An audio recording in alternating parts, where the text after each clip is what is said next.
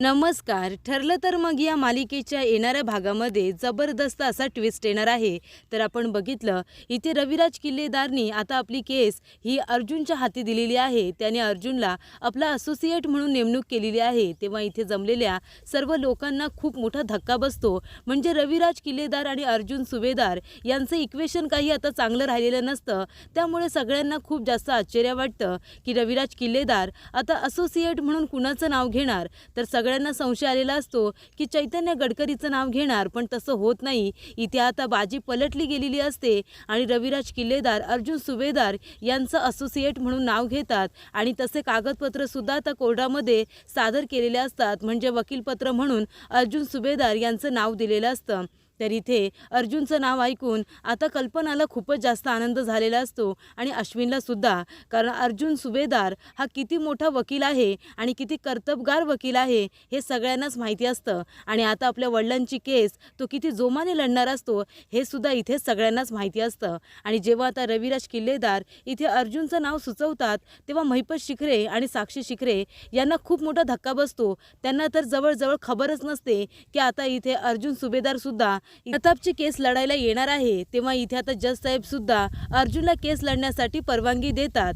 तेव्हा इथे अर्जुनचं नाव आता घेतलं जातं. तेवढ्यात अर्जुन आणि सायली दोघं जण आता कोर्टामध्ये येतात आणि अर्जुन जेव्हा केस लढायला सुरुवात करतो तेव्हा त्याच्याकडे असलेलं पेनड्राईव्ह आता कोर्टामध्ये सादर केलं जातं. पण जेव्हापासून महिपतने या सगळ्या प्लॅनला सुरुवात केली होती आणि ज्या पद्धतीने त्याने अर्जुन सुभेदार यांच्या घरातल्या लोकांना त्रास दिला होता, अगदी मुद्देसूद अर्जुन आता सगळे मुद्दे कोर्टामध्ये सादर करतो आणि ते प्रूफ सुद्धा करतो. आणि त्यामुळे आता इथे अर्जुन सुभेदार प्रताप काकांना निर्दोष सिद्ध करत महिपत शिखरे याला आता जेलची हवा खायला लावणार असतो.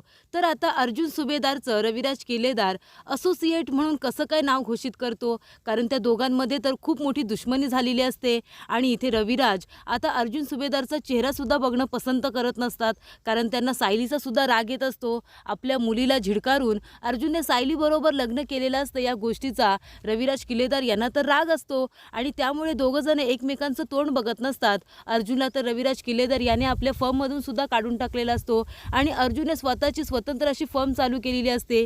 आपली फर्म सोडून आता तो पुन्हा रविराज किल्लेदार यांच्या हाताखाली काम कसं काय करतोय असा प्रश्नचिन्ह सगळ्यांच्या समोर तर उभा राहिलेलाच असतो.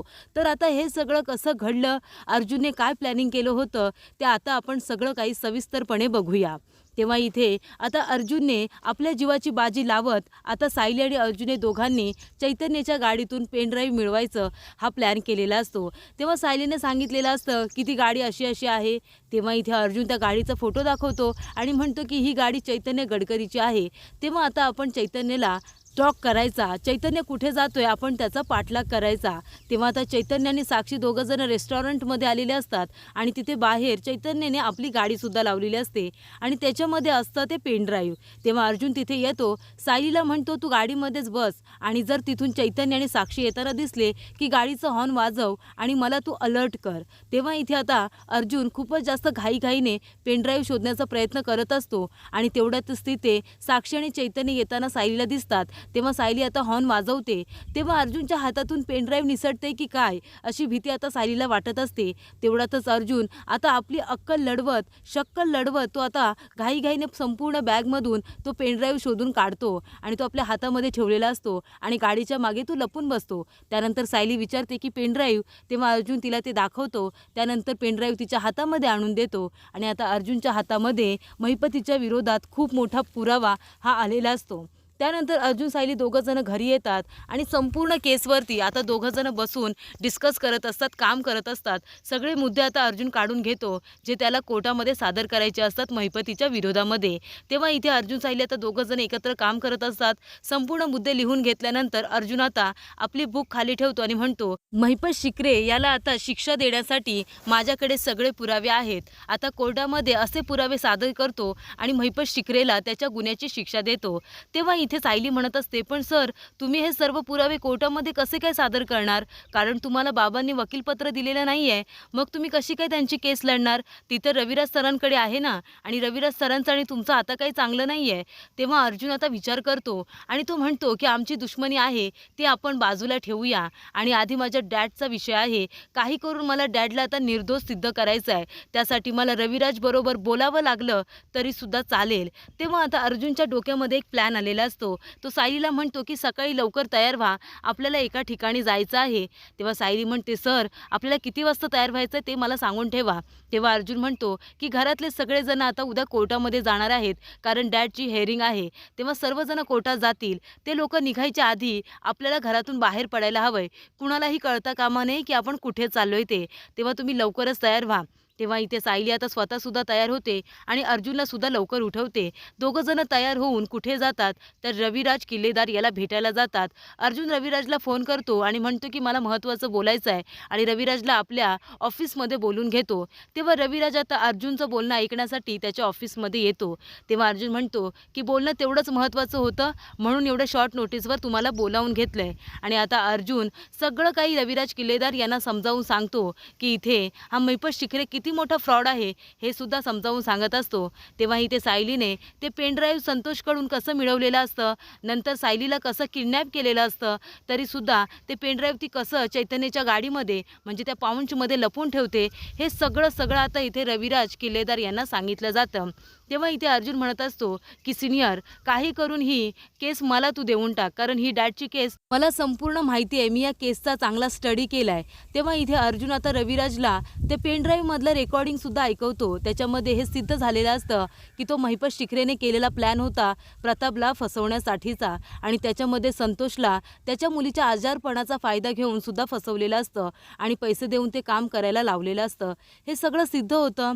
त्यामुळे अर्जुन होतो, की हे बघ सिनियर, तू कुणालाच याबद्दल काही सांगू नकोस. माझा तुझ्यावरती विश्वास आहे कारण आपण एक फॅमिली आहोत. मी तुला किती वेळा सांगण्याचा प्रयत्न केला की महिपत शिखरे हा चांगला माणूस नाही आहे, तरीसुद्धा तू माझ्या बोलण्यावरती विश्वास ठेवला नाहीस. पण आता मी तुझ्याकडून एक हेल्प मागतो, की तू कुणाला काही सांगू नकोस, पण मला तुझा असिस्टंट म्हणून नेमणूक कर आणि ही केस मला दे. तेव्हा रविराज म्हणत असतो, की मी तुझ्या बोलण्यावरती विश्वास ठेवतो. मला माहिती आहे तू कधीही खोटं बोलणार नाही आहेस. तू एक कर्तृत्ववान वकील आहेस आणि म्हणूनच आता महिपतीने जो काही प्रतापला त्रास दिलाय तो प्रतापला माहिती नाही आहे आणि प्रतापचा तुझ्यावरती राग आहे म्हणून वकीलपत्र तुला न देता त्याने मला दिलंय. म्हणून तू आता माझी फर्म पुन्हा एकदा जॉईन कर, माझा असिस्टंट म्हणून काम कर आणि मी तुझी कोर्टामध्ये असोसिएट म्हणून नेमणूक करेन आणि मग तू ही केस लढू शकतोस. तेव्हा अर्जुन म्हणतो, ठीक आहे, मी तुझी फर्म पुन्हा एकदा जॉईन करायला तयार आहे. मी डॅडसाठी वाटेल ते करू शकतो. तेव्हा अर्जुन म्हणतो, पण सिनियर याबद्दल कुणालाच काही सांगू नकोस, म्हणजे त्या महिपतपर्यंत ही बातमी जाता कामा नये की तू माझी असोसिएट म्हणून नेमणूक केलेली आहेस आणि डॅडची केस आता मी लढणार आहे आणि कोर्टामध्ये सगळे पुरावे सादर करणार आहे. तेव्हा इथे आता ठरल्याप्रमाणे सगळे कोर्टामध्ये येतात आणि जेव्हा जज साहेब रविराज काकांना म्हणतात, की आता तुम्ही या केसची ओपनिंग करा, तुमचं मत मांडा, तेव्हा रविराज किल्लेदार म्हणतात, की जज साहेब आज मी मिस्टर प्रताप यांची केस लढणार नाही आहे. आज मी कोर्टामध्ये आर्ग्युमेंट करणार नाही आहे, तर माझा असोसिएट ही केस लढणार आहे. तेव्हा इथे सगळ्यांना वाटत असतं की रविराज किल्लेदारने असोसिएट म्हणून चैतन्याची निवड केलेली आहे. तेव्हा चैतन्यसुद्धा खूप जास्त भारावलेला असतो, त्याला तर घाम फुटलेला असतो. आपण आता काय मुद्दे मांडायचे, माझ्याकडे तर काय पुरावेच नाही आहेत असं त्याला वाटत असतं. तर इथे आता रविराज किल्लेदार नाव घेत असताना महिपत शिखरेसुद्धा आश्चर्यचकित होतो. साक्षी म्हणत असते की असोसिएट म्हणून कुणाची निवड केली असेल, चैतन्याची, तो काही केस लढणार आहे. तेव्हा महिपत म्हणत असतो, जाऊ दे ना, त्या चैतन्याच्या तोंडावर बघ कसे 12 वाजलेत, आपल्या फायद्यातच असेल ते. तेव्हा रविराज किल्लेदार आपला असोसिएट म्हणून अर्जुन सुभेदार असं नाव घेतात. तेव्हा कोर्टात जमलेले सगळे लोक खूपच जास्त आश्चर्यचकित होतात आणि आता कोर्टामध्ये अर्जुन आणि सायली दोघं जण सोबत एंट्री घेतात. तर इथे अर्जुन हे सगळ्यांसाठी सरप्राईज असतं. प्रिया तर खूपच जास्त घारवते कारण अर्जुन कोर्टामध्ये येणार नसतो, सायलीसुद्धा येणार नसते, त्यामुळे प्रिया पूर्ण जिचे कान भरत असते. पण इथे अर्जुन आता आपल्या डॅडची केस लढण्यासाठी खूपच जास्त उत्सुक असतो. कोर्टामध्ये आल्यानंतर आता वकीलपत्र हे रविराजकडे असलं तरीसुद्धा असोसिएट म्हणून आता इथे अर्जुन प्रताप काकांची केस लढत असतो। तेव्हा अर्जुन स्वतःकडे असलेले सगळे पुरावे कोर्टामध्ये सादर करतो। त्या पेन ड्राईव्हमध्ये त्या महिपत शिखरेचा आवाज असतो आणि संतोषला कशा पद्धतीने प्लॅन समजावून सांगितलेला असतो।